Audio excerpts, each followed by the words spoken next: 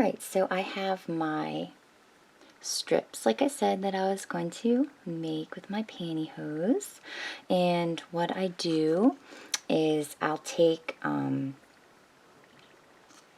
little funnel and stick that down inside a loop, so I make sure that I get the beads to go where I want them to. And I'll use the scoop and take the glass beads and pour them into the funnel.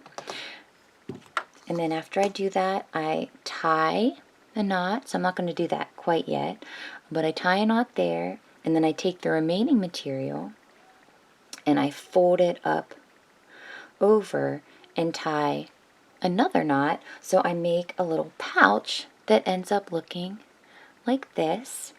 Okay, and I always do it over a tray, because sometimes with the grit of glass that I'm using, sometimes they squeeze through the pantyhose just a little bit. And then I'm going to take this little bead pouch, and through the back of the arm, and I'll show you this here, you stick it right in the back, and you use a little poking stick, and I use this thick pencil, my thick cloth marking pencil, and I use that to shove down the bag. Once you have the bag down in the arm into the hand position where you want, it ends up looking like this. So you can see it's nice and weighted there, and you want to make sure that it goes down to that wrist, because eventually you're going to sew a little notch here, so the wrist bends and makes it posable. And the knot from this, I always wiggle to put into the thumb, so it doesn't look awkward, and it keeps the thumb in that nice cute sticking up position. Okay, so I'm going to go ahead and stick this one and work my way down. So here I have my little pouch, and here is, I'm going to go ahead and move that tray out of the way. So I start it this direction and put it in.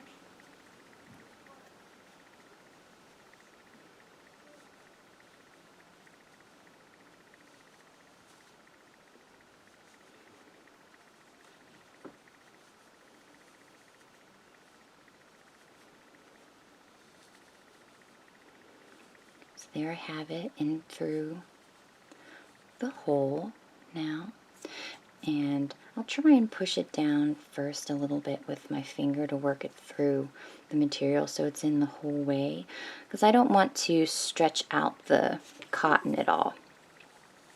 So I work it down, slightly pushing, making sure that I'm aware where that knot is.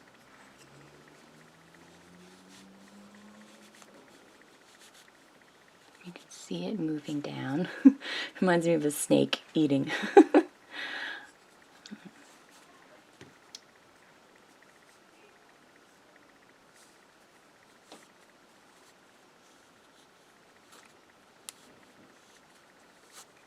There we go. Find the knot. And there, move it over into the thumb area. And there you go. So now I have the two little weight sacks in each one of the hands in her new body. And I'll do the same thing with these two strips, which are just a little bit larger down here for the feet. And I'll probably fill the bag up to sand so it comes about mid-calf right there.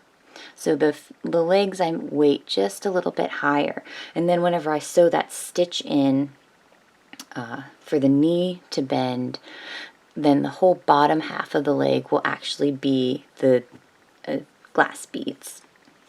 Okay, so I'm going to go ahead and do that really quickly.